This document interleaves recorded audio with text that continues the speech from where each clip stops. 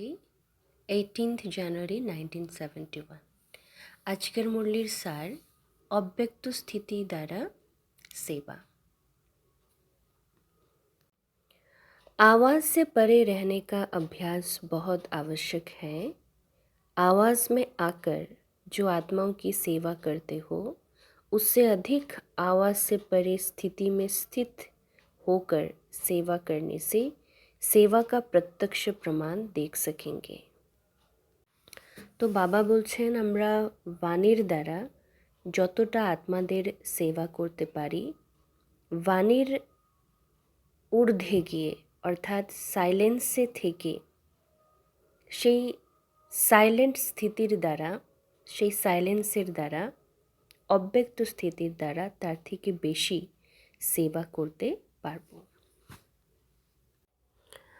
अपनी अव्यक्त स्थिति होने से अन्य आत्माओं को भी अव्यक्त स्थिति का 1 सेकंड में अनुभव कराया तो यह प्रत्यक्ष फलस्वरूप आपके सम्मुख दिखाई देगा।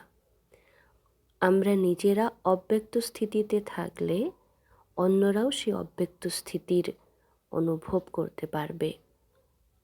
এটাই অব্যক্ত স্থিতিতে থাকার প্রত্যক্ষ ফল।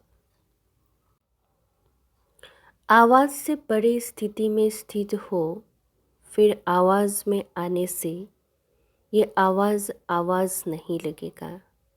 অব্যক্ত স্থিতিতে স্থিত থেকে বাণীতে আসলে ওই বাণীটার आवाज़ মনে হবে না কারো কাছে, लेकिन उस आवाज़ में भी अव्यक्त वाइब्रेशन का प्रवाह किसी को भी बाबा की तरफ आकर्षित कराएगा।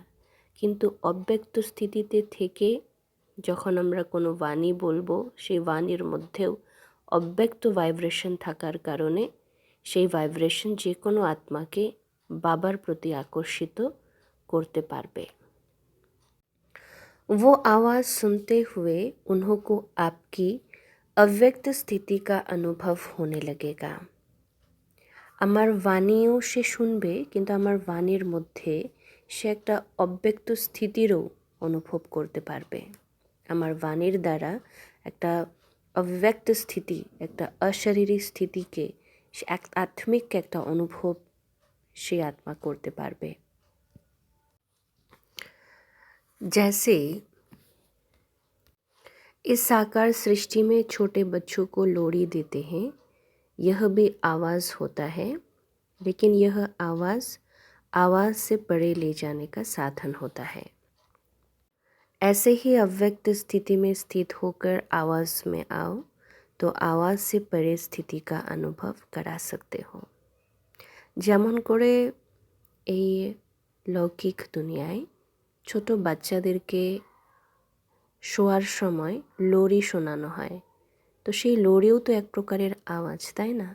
কিন্তু সে ওই আওয়াজটা আওয়াজ হলেও সেই আওয়াজেই তাকে নিদ্রার জগতে বা আওয়াজের ঊর্ধ্বে একটা যে জগৎ, নিদ্রার জগৎ, সেখানে পাঠানোর একটা সাধন হয়ে যায়।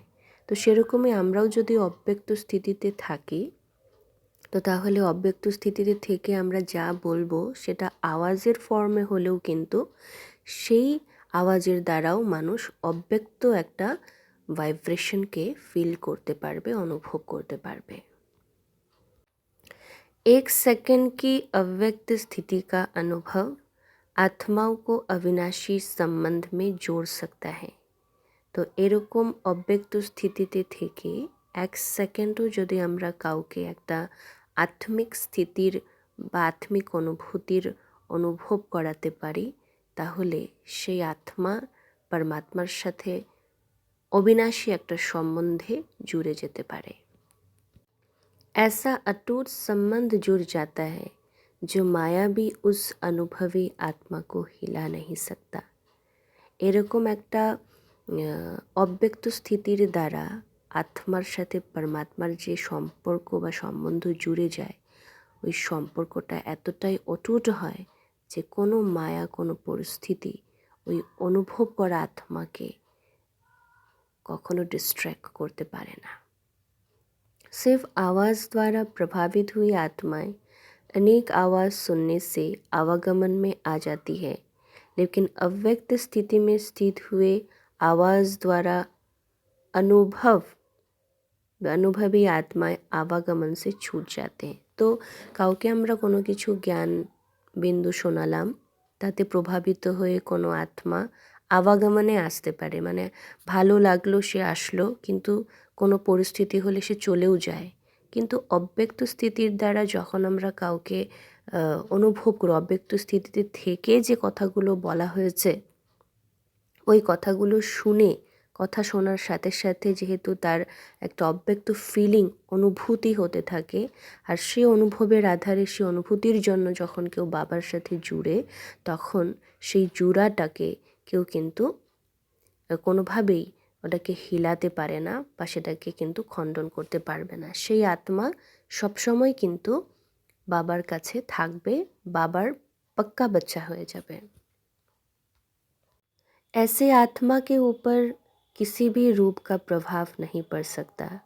वो सदैव अपने को कम्बाइंड समझ, कम्बाइंड रूप की सर्विस करो तो अव्यक्त স্থিতি और फिर आवाज़। তো এরকম যখন একটা শক্তিশালী স্থিতিতে থেকে আমরা কাউকে জ্ঞান দেব, তাহলে সেই জ্ঞানের দ্বারা যে আত্মাদের জন্ম হবে সে পরিপক্ক হবে, সেও কিন্তু হচ্ছে স্ট্রং হবে, পাক্কা বাচ্চা হবে বাবার। তার জন্যই বাবা চাইছেন যে আমরা যেন অব্যক্ত স্থিতি থেকে মজবুত করি এবং তারপরে যেন আমরা वाणीते আসি। दोनों की कम्बाइंड रूप की सर्विस वारिस बनाएगी। হ্যাঁ, একটা কম্বাইন্ড রূপ, অর্থাৎ অব্যক্ত স্থিতি এবং তারপরে যখন আমরা বাণীতে আসি, এভাবে করে কম্বাইন্ড রূপের সার্ভিসের দ্বারা কিন্তু वारिस क्वालिटीर आत्मागुलो तैरी है। सिर्फ आवाज़ द्वारा सर्विस करने से प्रजा बनती जा रही है, किन्तु शुधु वाणीर द्वारा যদি আমরা সেবা করি তাহলে সে শুধু বাণীর দ্বারা সেবা করে যে বাচ্চারা উৎপন্ন হচ্ছে সেই বাচ্চারা প্রজা কোয়ালিটির। তো আব সার্ভিস মে নবীনতা লাও, তার জন্য এখন সার্ভিসের ক্ষেত্রে এই নতুনত্ব বা নবীনতাটা বাবা দেখতে চাইছে, যে শুধু বাণী দিয়ে সেবা করব না, কিন্তু সেই বাণীকেও হচ্ছে বাক্যে নিয়ে আসার আগে যেন আমাদের অব্যক্ত স্থিতিটা মজবুত থাকে, অব্যক্ত স্থিতিতে আমরা থাকব, সেই স্থিতি থেকে তারপরে আমরা কাউকে জ্ঞান শোনাবো। जिस समय সার্ভিস করতে হো উস সময় মন্থন চলতা হ্যায়। তো যখন সার্ভিস করি আমরা তখন মন্থন চলে, বিচার চলে ঠিকই, কিন্তু लेकिन याद में मगन ये स्टेज मंथन की स्टेज से कम होती है। কিন্তু ইয়াদে মগন যে অবস্থা, ইয়াদে মগ্ন থাকার অবস্থা, এই অবস্থাটা এই বিচার সাগর মন্থন করার অবস্থার থেকে কম এখনও আছে বাচ্চাদের মধ্যে। दूसरे की तरफ ध्यान अधिक रहता है और अपनी अव्यक्त स्थिति की तरफ ध्यान कम रहता है। তো সার্ভিস করতে করতে আমাদের অন্যদের ওপরে অ্যাটেনশন বেশি চলে যায়, অন্যদের ওপরে ধ্যান বেশি চলে যায়, আর নিজের প্রতি আমাদের ধ্যান কমে যায়, অ্যাটেনশন কমে যায়। इस कारण ज्ञान का विस्तार का प्रभाव पड़ता है, लेकिन लगन में मगन रहने का प्रभाव कम दिखाई देता है। যখন আমরা কাউকে শোনাই, তো শোনাতে শোনাতে অন্যের দিকে অ্যাটেনশন আমাদের চলে যায়, জ্ঞানের ওপরে অ্যাটেনশন চলে আসে, কিন্তু ওই জ্ঞানের স্বরূপে থাকার ওপরে আমাদের অ্যাটেনশনটা কম হয়ে যায়। रिजल्ट में ये कहते हैं कि ज्ञान बहुत ऊंचा है, लेकिन मगन रहना ये हिम्मत नहीं रखते। তো তার জন্য যে বাচ্চারা তৈরি হয় সে বাচ্চারাও এটাই বলবে যে জ্ঞান তো খুব ভালো, কিন্তু সেই ইয়াদে থাকা বা বাবাকে ইয়াদ করার জন্য কিন্তু তারা পুরুষার্থ করতে পারবে না। क्योंकि अव्यक्त स्थिति द्वारा लगन का अर्थात संबंध जोड़ने का अनुभव नहीं किया। কেন? কারণ অব্যক্ত স্থিতির দ্বারা তাকে বাবার সাথে জুড়ে দেওয়ার বা সম্বন্ধ জুড়ে দেওয়ার বা অব্যক্ত স্থিতির দ্বারা বাবার সাথে সম্বন্ধ কী করে জুড়তে হয় এটার অনুভব করানো হয় না। বাকি থোড়া কণা দানা লেনে সে প্রজা বন জাতি হ্যায়। যাই হোক, যেমনই সেবা দ্বারা উৎপন্ন হোক বাচ্চারা, কিছু না কিছু পেয়ে তারা প্রজা অবশ্যই হয়, তাতে কোনো সন্দেহ নেই। अब के संबंध जुटने से ही ভবিষ্য संबंध में आएंगे, नहीं तो প্রজা में। তো এখনই আত্মাদেরকে পরমাত্মার সাথে মিলনের অনুভব করিয়ে দিতে হবে, তাহলে তারা ওয়ারিস কোয়ালিটির হয়ে যাবে, না হলে ওরা প্রজার সেকশনে চলে যাবে। तो नवीनता यह लानी है जो एक सेकेंड में अव्यक्त अनुभव द्वारा সম্বন্ধ जोड़ना है। তো সেবার ক্ষেত্রে বাবা এই নবীনতাটাই চাইছে যে অব্যক্ত স্থিতির দ্বারা যেন আমরা বাণীর সাথে সাথে তাদেরকে রুহানি অনুভবও যেন করাই। সম্বন্ধ, अच्छा, संबंध और संपर्क दोनों में फ़र्क है। संपर्क में आते हैं, সম্বন্ধ में नहीं आते। তো সম্বন্ধ এবং সম্পর্ক এই দুটো শব্দের মধ্যে পার্থক্য আছে। শুধু বাণীর দ্বারা যে সেবা যদি আমরা করি তাহলে আত্মারা সম্পর্কে আসে, কিন্তু সম্বন্ধে আসে না। आज के दिन अव्यक्त स्थिति का अनुभव किया है, यही अनुभव सदा काल कायम रखते रहो तो औरों को भी अनुभव करा सकेंगे। आजकल वाणी या अन्य साधन अनेक प्रकार से अनेकों द्वारा आत्माओं को प्रभावित कर रहे हैं, लेकिन अनुभव सिवाय आप लोगों के अन्य कोई नहीं कर सकते, ना करा सकते हैं। তো আজকালকার যুগে বিভিন্ন ধরনের আওয়াজ বা সাউন্ডের দ্বারা নানানভাবে মানুষের আকর্ষণকে আকর্ষিত করার হচ্ছে অনেক কিছু বেরিয়েছে, কিন্তু আওয়াজের সাথে সাথে অনুভবও করাতে পারবে এমনটা শুধু আমরা বাবার বাচ্চারাই পারবো। বাবা বলছেন যে আমরা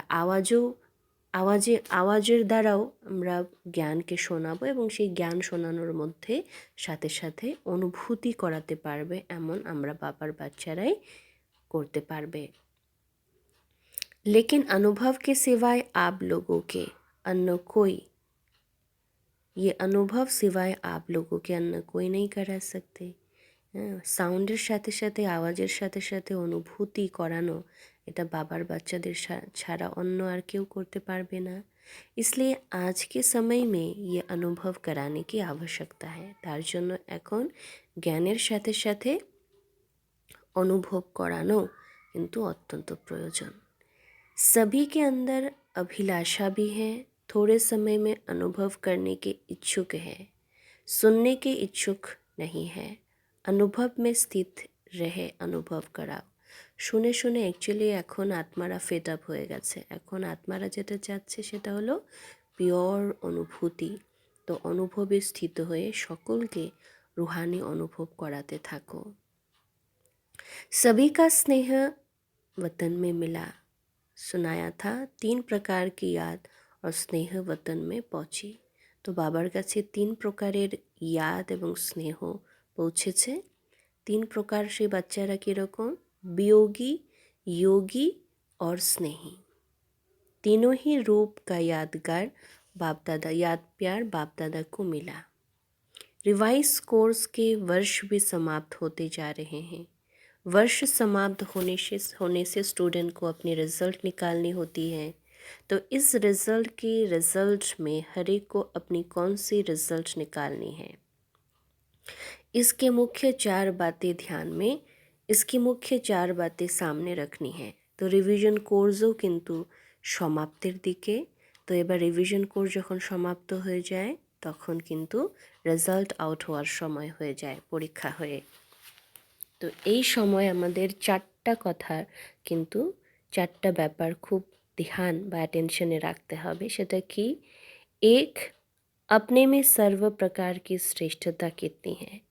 তো এখন কিন্তু পরীক্ষার সামনে, পরীক্ষার পরেই রেজাল্ট আউট হবে, এই কারণে বাবা 4টা বিষয়কে অ্যাটেনশনে আনার কথা বলছে। তার মধ্যে সবার প্রথমে বাবা বলছেন যে নিজের মধ্যে কতখানি শ্রেষ্ঠতা আমরা ভরতে পেরেছি এখনো পর্যন্ত, এটা দেখতে হবে। दूसरा, संपूर्णता में या सर्व के संबंध में समीपता कितनी आई। তো সম্পূর্ণতার ক্ষেত্রে বা বাবার সাথে সর্বসম্বন্ধ জোড়ার ক্ষেত্রে আমরা কতটা সাকসেসফুল হয়েছি সেটা দেখতে হবে। तीसरा, अपने में या दूसरों के संबंध में संतुष्टता कहाँ तक आई है।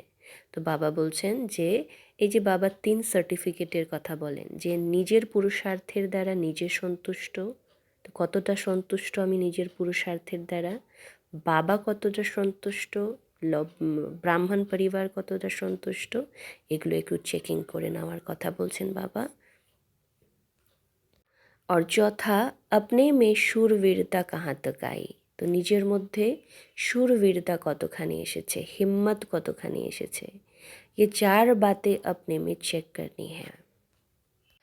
जैसे आजकल ट्रांसपेरेंट चीज़ें अच्छी लगती हैं, वैसे अपने को भी ऐसे ট্রান্সপারেন্ট স্থিতি में ট্রান্সফার करना है। যেরকম ট্রান্সপারেন্ট মানে ভেতরে বাইরে সব দেখা যায় এমন জিনিস হচ্ছে খুব ভালো লাগে, যেমন যার জন্য কাঁচের জিনিসের চল বেশি আজকাল, তাই না? তো সেরকমই বাবা বলছেন যে ট্রান্সপারেন্ট স্থিতি, আন্দর বাহার সচ্চাই সাফাই দিয়ে এরকম একটা দিব্য স্বরূপ আমাদেরকে বানানোর কথা কিন্তু বাবা বলছেন। হ্যাঁ, নিজেকে ট্রান্সপারেন্ট স্থিতিতে ট্রান্সফার করতে হবে। जो आपके शरीर के अंदर जो आत्मा विराजमान है वो স্পষ্ট सभी को दिखाई दे। হ্যাঁ, এত ট্রান্সপারেন্ট হতে হবে আমাদের যাতে করে আমাদের শরীরের ভেতরে যে আত্মা বসে আছে এই আত্মাই মানুষ দেখতে পায়।